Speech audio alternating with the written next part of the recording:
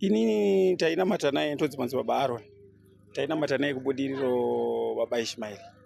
Mukunamata kwataita naye 2004 pasati parwa mapurisa paipa.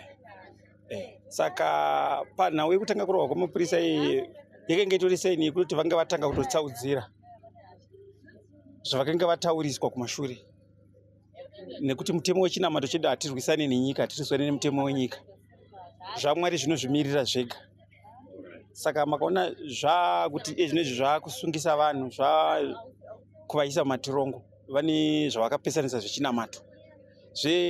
Izwi redu richiuya rinotitungamirira mweya mutsvene, rine tsananguro dzarakaisa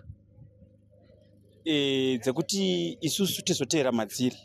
Tsananguro idzodzo dzakapesaniswa, kana kuti zvimwe kune imwe miteuro kana minamato isati yazadzikiswa munyika yevanhu vatema muno mukuweka kwaita mweya mutsvene, kuti miteuro kana yazadzikiswa nyika ino ichazokotama sezvinoita maMuslim. Hati muna Muslim zvaanoita kunyika kwavo, nyika iyo yese inotungamirwa nemaMuslim vanoshandisa mutemo mumwe chete.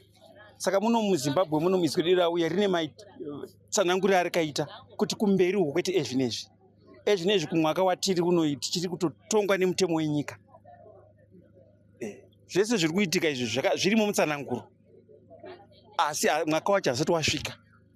Saka nekuda kwekutsvaga ukuru, nekuda kwekutsvaga zvimiro nezvimiro, vakapesanisa tsananguro dzechinamato.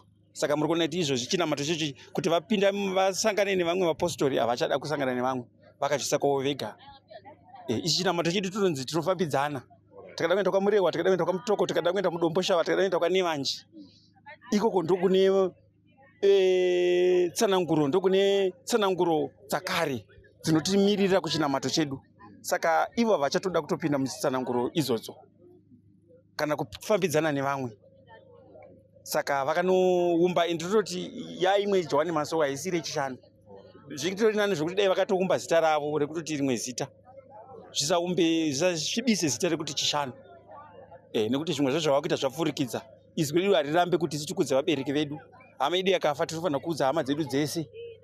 Hatizvi isolate kuti kunzi imi munoviga imi hamuna muchaudza panyika. Zvinotofamba negwara remutemo. Pakusaendesa vana kuchikoro apa zvakamira sei? Isusu kufunda kwandakaita nawo kuchikoro, mabatirwa anona zvinori kuitwa, izwi redu richiuya kumashure uku rairamba tsika yekuti vanhu vaende kuchikoro. Kufunda kwandakaita inini kuri kunzi kwakaita izwi nyika ino inenge ichiri kutongwa nevachena. Saka ipapo mweya mutsvene wairamba kuti isusu vana vaende kunodzidziswa mutemo kana kunofundiswa nevachena, nekuti mwaka iwoyo vana vechikoro vaitorwa vachizoendeswa kuhondo. Saka izwi redu rakachengera mwaka iwoyo kuti vana vasaendese kuchikoro.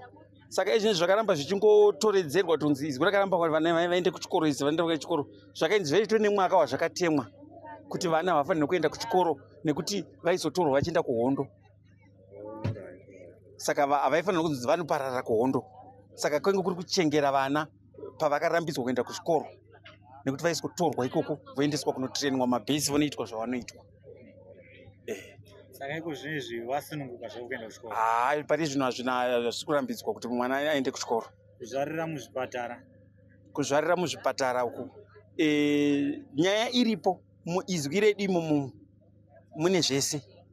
Vana vanofanira kutozvarisirwa kana kuchinamato, asi chaakushota manje zvipo zvinosiyana. Kana kuti chipo chakambenge chiripo chekuti imi munokwanisa kusunungutsa mwana achipona, kana kuti ngirozi yakazobva vanoramba vachiita zvinhu panofiwa manje. Chinamato chedu chaicho chakatedzerwa nemune tsika yadzo chinotaura zvimwe chete zvekuti isusu tinofanira kusunungutsa vana. Asi kana mapesanisa manje, panotyisa ndepekuti kana mapesanisa mitemo yacho, vana vatanga kufa, panotongoita makesis. Kana zviri zvaMwari hapafanira kufiwa, ende hazvifanira kutombobuda kunyika kuti ndozviri kuitika. Saka makaona zvatotadzwa izvozvo zvose maitirwa zviri kuitika kuti vana vanonzi ngavasunungukireko, poita matambudziko nemakomplication, Mwari hapo. Mwari haapo. So itori sign. Itori sign iyoyo inotoredza kuti havasisina zvamwari kana kuti Mwari havasisipo kana kuti ngirozi havasisina. Saka ndo nyaya inoitika kuchinamato cheJohani Masowe.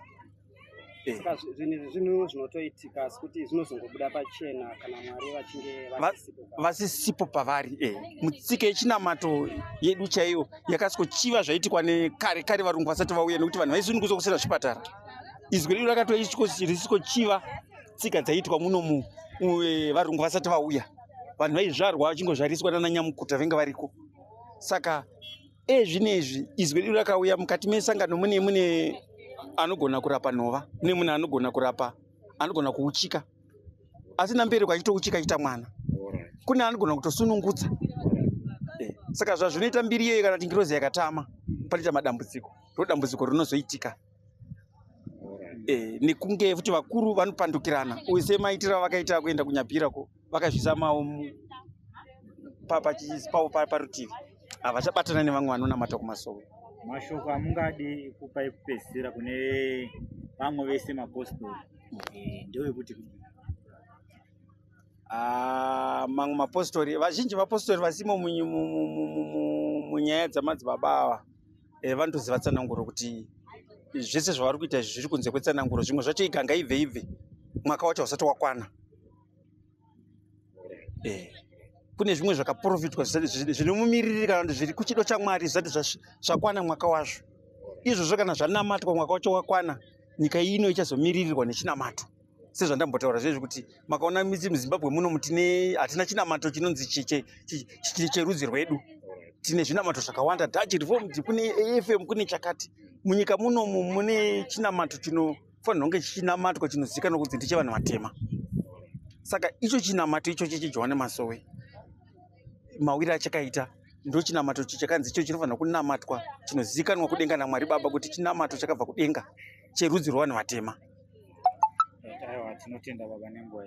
Taida kuti mungojekesa kuvanenge vachionawo kunze uko kuti kana muchiti izwi muri kuchinamato munenge muchireva. Izwi isho tikati kuti mweya mutsvene. Izwi rimwe chete rakambotaura pamhiri yegungwa. Izwi tichitaura kuti mweya mutsvene. Mweya waMwari, Holy Spirit, ndo izwi mweya mutsvene. Ndo kana ndichiti izwi mweya mutsvene unobva kuna Mwari Baba. Saka mweya waMwari Baba kana wabva kudenga hauzotuma vanhu kuti vavasundise, hautume vanhu kuti vazopandukirwa nenyika.